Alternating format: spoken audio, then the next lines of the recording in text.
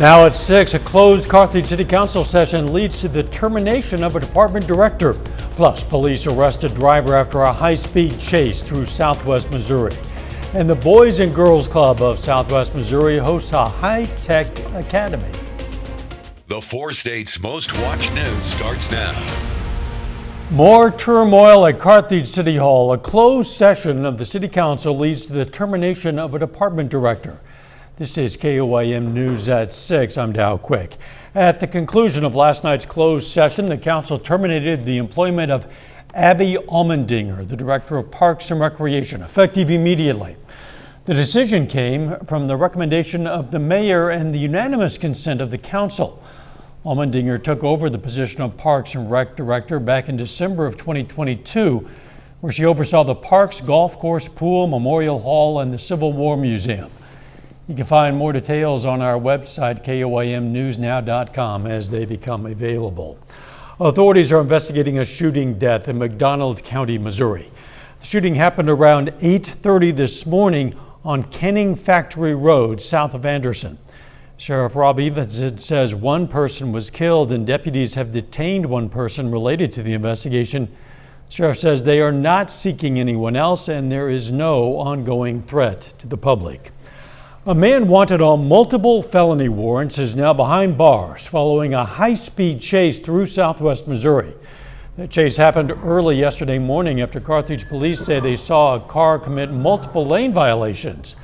The vehicle sped off following an attempted traffic stop. During the chase, the vehicle exceeded speeds of 100 miles per hour, they say, nearly struck multiple vehicles and drove through an active work zone. The chase extended from Carthage to Carterville. Spike strips ended the vehicle chase and the driver was captured after a brief foot chase. That driver, Billy Osborne, is now in Jasper County Detention Center where he's facing 7 outstanding probation and parole violation warrants, as well as new charges stemming from the chase. Let's check in with Chief Meteorologist Doug Heddy now for our first look at the weather. And of course, hot, humid once again for us today.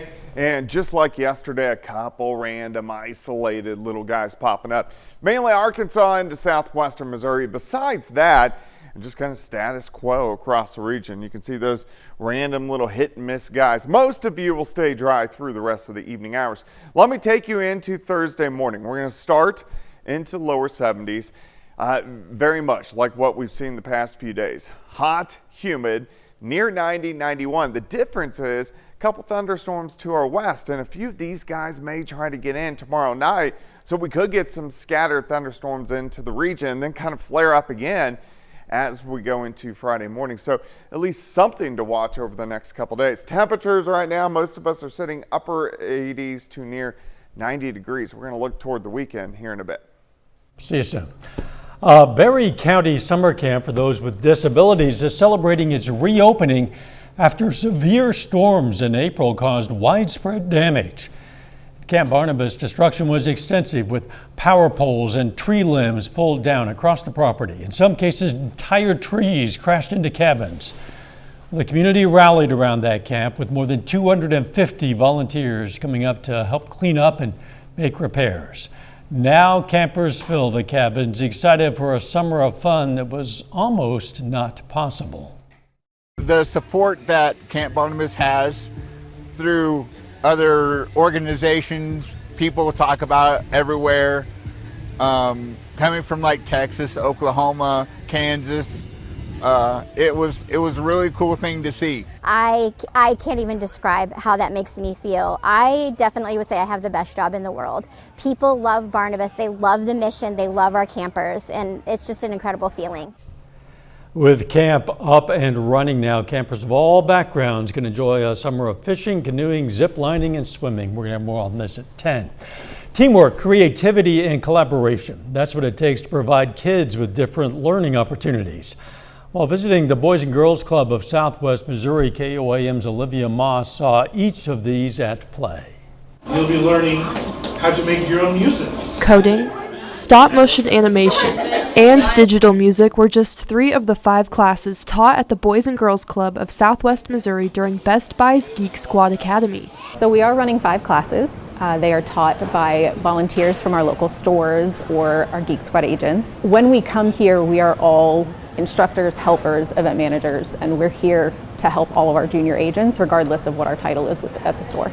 Junior agents, or members ranging from 3rd to 12th grade, are taught different tech skills and led through hands-on activities, like making their own stop motion with Legos, or creating a song on an iPad.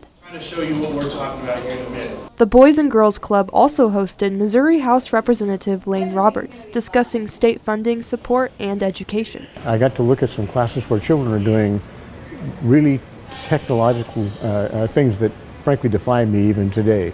It's very encouraging when you realize that we actually have programs that help children become really good citizens. When our state officials get to come in and see how the choices they're making at the state level are impacting our program, it's crucial to our future. Basically, we're getting our kids ready to enter the workforce as successful, productive citizens. So that's one thing that we highlighted. Showing the collaboration it takes to help kids learn and grow. But a lot of this is just people who are doing the right thing for their community. And I think it benefits us as a state to make sure that we've done what we can to help them be successful. Reporting from Joplin, I'm Olivia Moss, KOAM News. Boys and Girls Club has hosted the Geek Squad Academy 4 times now. Activities are spread out over 2 days.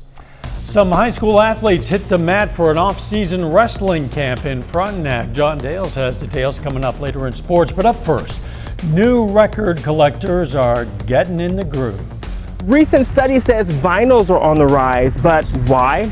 I spoke to a local expert who says he understands why. I'm Lonnie Walton in Joplin. I'll have that story coming up. Americans are taking a step back in time when it comes to how they listen to music. Many of us are anyway. It seems, according to the Record Industry Association of America, vinyl sales have grown 10% over the past year. That's his 17th consecutive year of growth to $1.4 billion annually. KOIM's Lonnie Walton spoke to the owner of Dig It Record Barn in Joplin about why vinyl's attraction is spinning back around.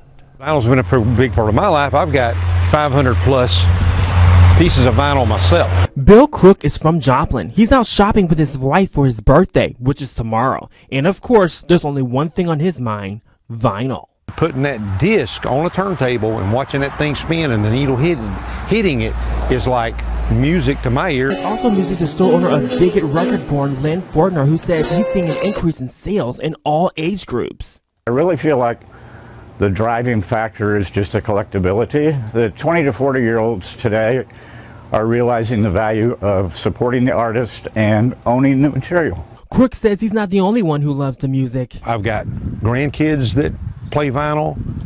I've got friends that have discovered vinyl all of a sudden. You can only imagine who some of the best sellers are. Taylor Swift, of course, Jeff Buckley, and then always Pink Floyd, Fleetwood Mac, like Chaperone. She's from right here in Missouri. Now, we know these two love vinyl, but what about streaming? Yes, I do. Okay.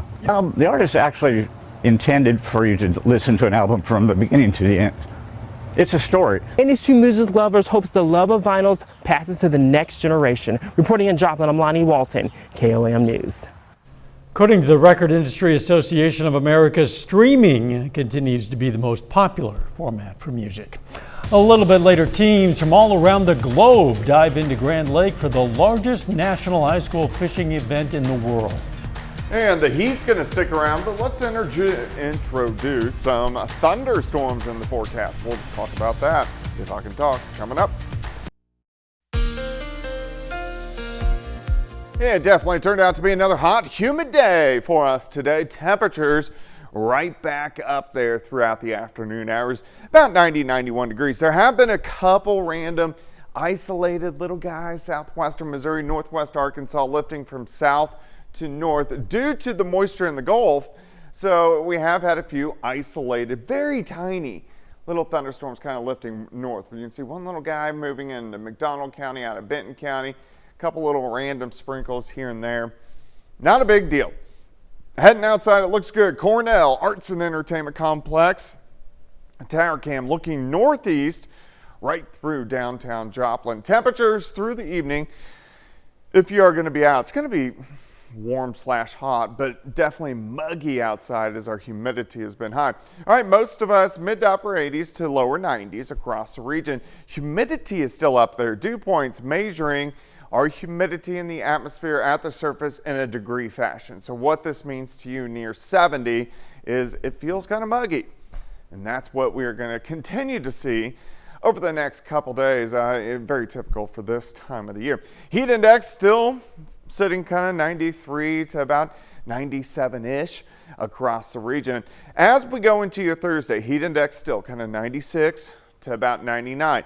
On Friday, I do think we're going to get some scattered thunderstorms. So depending on where those set up, of course, the heat indices will drop if we do have a few thunderstorms.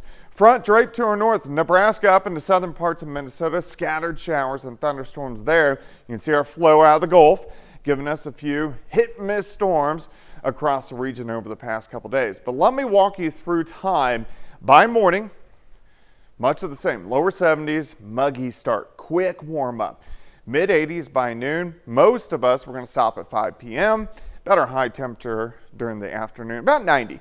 Notice this, couple little scattered thunderstorms trying to drive in tomorrow evening. If they can hold together, we may get a strong one, maybe even a low-grade severe one with a little bit of hail.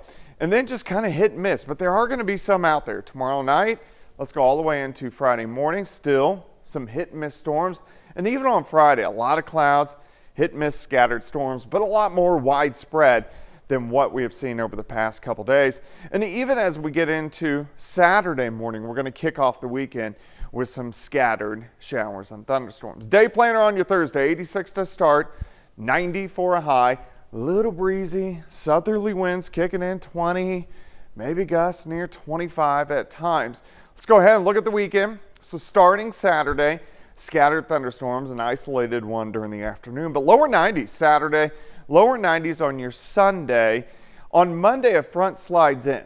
With this front, we're going to get scattered thunderstorms, more widespread, and just kind of sitting on us on Tuesday into Wednesday. But this will usher in a little bit cooler air as we go through the middle of next week. 88 Friday, 92 Saturday, 93 on Sunday. 91 Monday, a little bit cooler Tuesday and Wednesday. 4th of July right now, 91, which is about the average high. It could be much hotter, but also possibly a pop-up storm. Also pretty typical for early July. We just don't want that pop-up storm to come during fireworks. About 9 o'clock, yeah. Thanks, Doug. Still ahead, the Joplin Outlaws hope to get back in the win column, and some local athletes learn from the Oklahoma State Cowboys at the Black Diamond Wrestling Camp. John Dales has those stories and more up next in sports.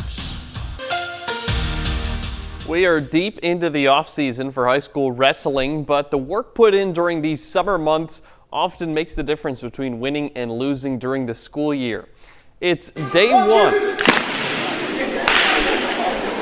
It's day one of the Black Diamond Wrestling Camp at Frontenac High School. Over 150 local wrestlers get the opportunity to learn from coaches within the Oklahoma State Cowboy Regional Training Center program.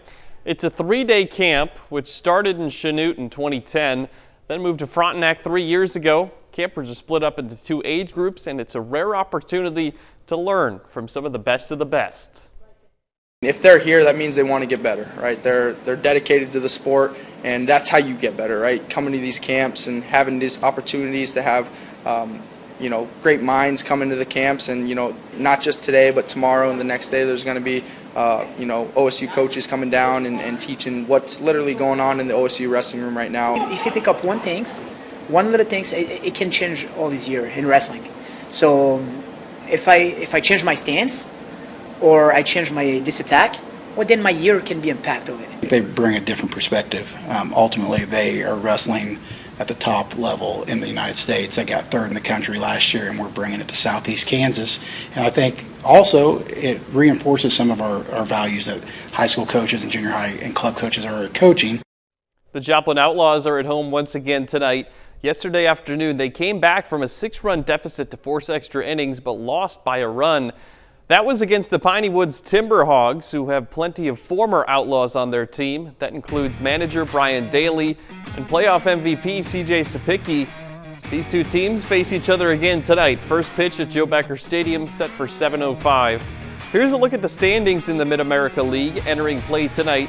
It continues to be a three-horse race at the top, with Abilene, Joplin, and Sherman all tied for first place. Outlaws host the Flying Bison this weekend after they finish up the series with Piney Woods. In the Mink League, the Nevada Griffins are home tonight as well. It's been tough sledding for them the last week or so. Nevada has lost 4 in a row and 7 of its last 8. This evening, the Sedalia Bombers come to town. First pitch scheduled for 7 o'clock. Here's a look at the current standings in the Mink League. The defending champions from St. Joseph are off to a great start to the 2025 season. They've won 14 of their first 16 contests. That has them in first place. Clarinda not too far behind in second, and Nevada is currently in 5th place. In Major League Baseball, the Royals and Cardinals each are in action tonight as well. We start with the Royals. They just lost to the Rays 5-1 last night. They hope for something different this evening as those two play their second game of the series. First pitch about 15 minutes away. Michael Wacha will start on the mound for Kansas City. In St. Louis, the Cardinals can clinch a series victory tonight against the Cubs. They've beaten them each of the last 2 nights, which has now shrunk Chicago's division lead to just 2 games in front of the Brewers and 2.5 games in front of the Redbirds. Things were a little bit shaky there for a couple of weeks for the Cardinals, but now they're right back into the thick of things. And this is the team they need to beat if they're going to get back into the race. Here's a look at what's coming up on KOAM News at 9 on Fox 14. The city of Girard, Kansas welcomes a brand new police chief. We're going to have the details. Plus, summer's here and so are outdoor cookouts. So we have tips to keep your pets safe while you enjoy the fun. And grant money will make the future a little brighter for bright futures in Joplin. Those stories, a lot more, of course. It's coming up tonight. KOAM News at 9 on Fox 14. You know, more than 400 boats are on Grand Lake for the High School Fishing World Final and National Championship right now. Each team is trying to catch the 3 biggest bass. Teams come from all around the nation and the world to compete for scholarships and other prizes. The Grove Chamber of Commerce estimates more than 5,000 people are staying, eating, and shopping in Grove this week. It's a bigger group of people because it's a student tournament, but they're also here for a longer period of time. So they're in Airbnbs and Verbos. They're in our hotels. They're in and out of our restaurant. Our family went out Sunday night and had dinner, and when we went to leave, there were 13 boats lined up, and they were, or more than 13 boats, but 13 different states on the license plates. And I thought, you know what? Yeah, this is going to be really, really big for Grove. This competition runs through Friday. Coming up tonight on KOAM News at 10, we're going to meet a team that's traveled across the ocean to compete. That is, across the Atlantic Ocean to come to Grove. That's pretty cool. And they're going to be battling a little bit of wind over the next 2 days. So a little bit of chop on the water. And temperatures, they're going to be up there 90 for a high on Thursday. A few scattered thunderstorms moving in Friday, keeping us into the 80s for highs. That won't scare away the bass fishermen. Thanks for joining us. We're going to see you right back here for KOAM News at 10. Let's make it a great evening.